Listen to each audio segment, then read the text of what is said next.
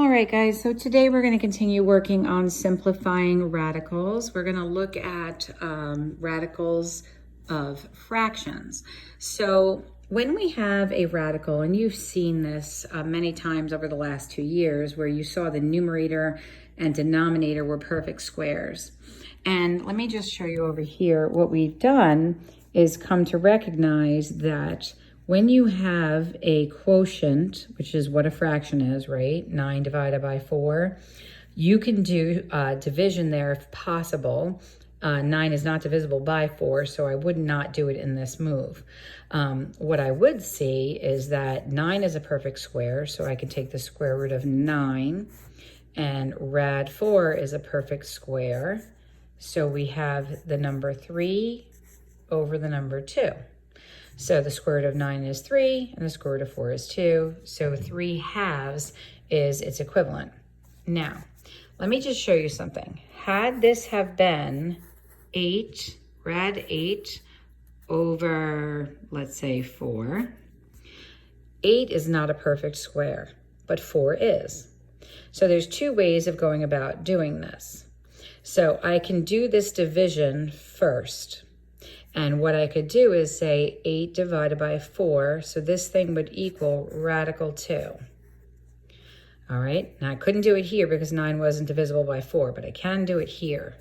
Another way I could have done this is to split these two, the numerator and the denominator. Now, rad 4 is the number 2. Rad 8 splits into a perfect square times 2.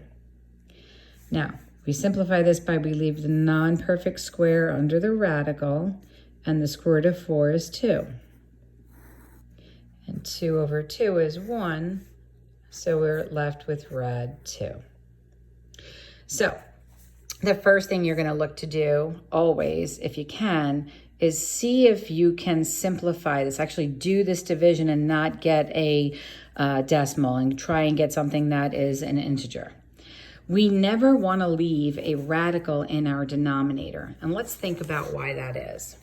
So when we have a fraction and we have it with 2 in the denominator, what we're really saying is we're taking a whole thing and we're dividing it into 2. When the denominator is a 4, we're splitting something into fourths.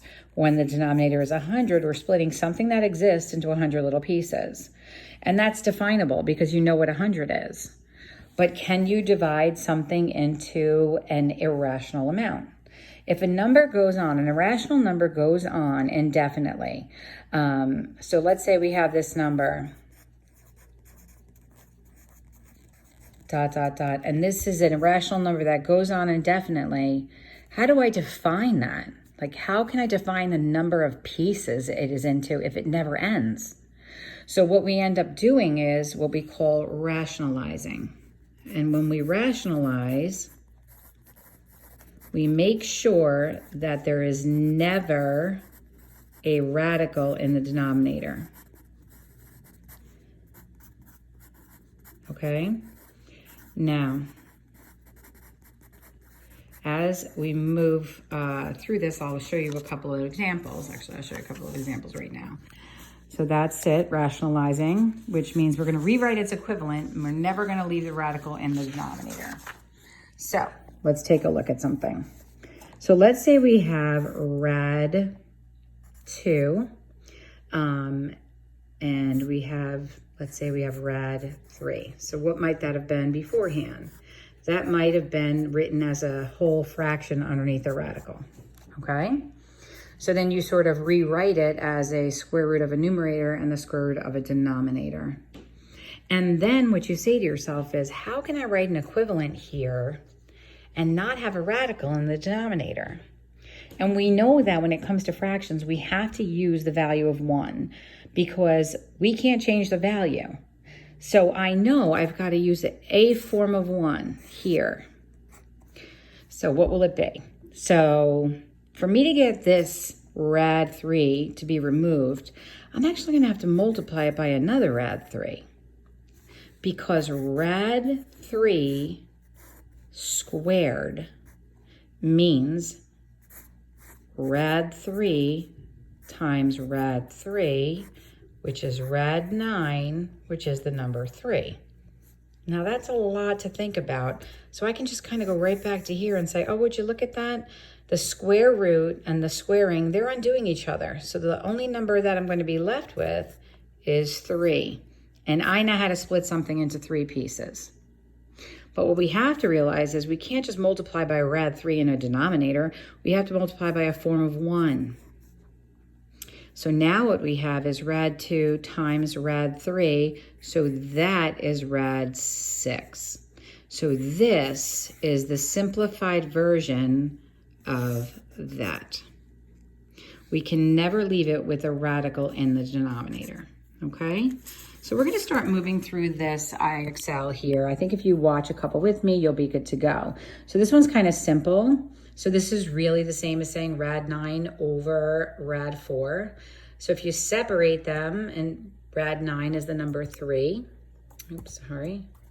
Rad 9 is the number 3, and rad 4 is the number 2. Okay, so now what do we have here? So we have rad 10 over 9.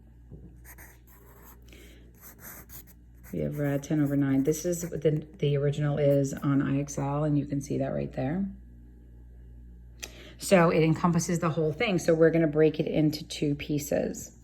So we're going to take the square root of 10, and that can't simplify any further. That is no factor that's a perfect square. And the square root of 9, which is the number 3. And I can be done here because there is no radical in the denominator.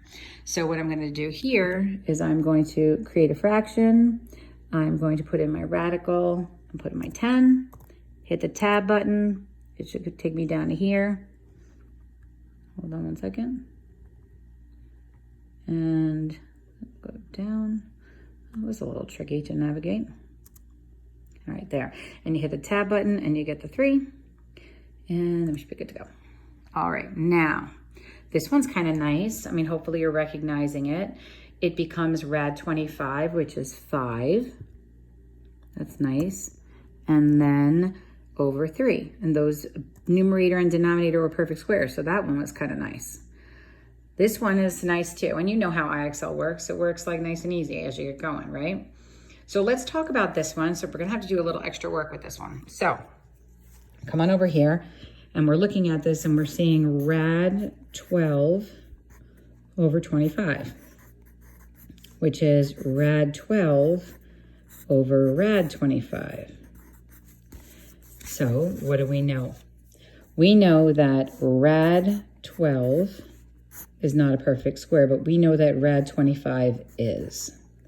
So my denominator is as low as it's going to go, and it's an integer, so I'm good to go because I can't leave a radical in the denominator.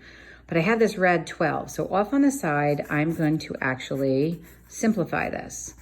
I've got 4, which is a perfect square, times 3.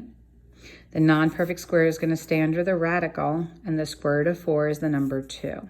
So that's my new numerator. So it's going to be 2 rad 3 over 5. So hopefully I'll have a little bit of ease trying to do this. So the 2 rad 3, and we'll hit tab. Ah, that's why it doesn't always go down there for me. And we'll hit tab over 5. Okay, so you have to simplify that numerator. Now here, so you can see we're